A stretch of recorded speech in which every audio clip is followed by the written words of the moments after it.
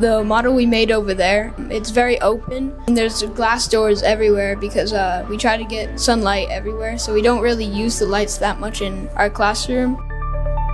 And also there's like a lot of sustainable stuff like trees and solar panels so that we can get as much of a healthy ecosystem as possible.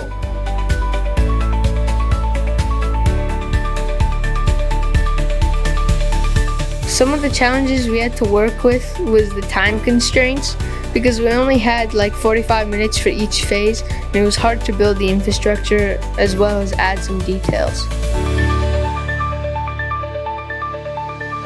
Some of our parts that we should include some windows and some reinforcements. So these are some very hard parts that we encountered when making the school.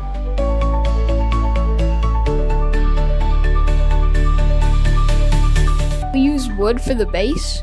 We use foam for like the overall structure and also paper to show like the windows.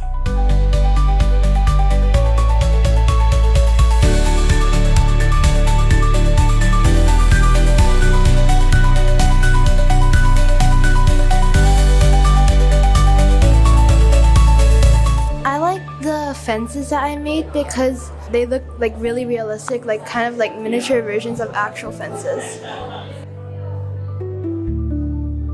Or definitely the balcony, like at the very top, because I think the trees looked really nice.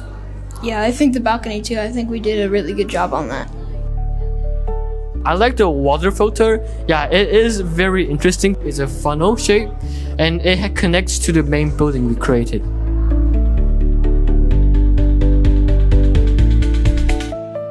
My favorite part is definitely the couch because I think the couch is pretty detailed in that area with next to the faucet. And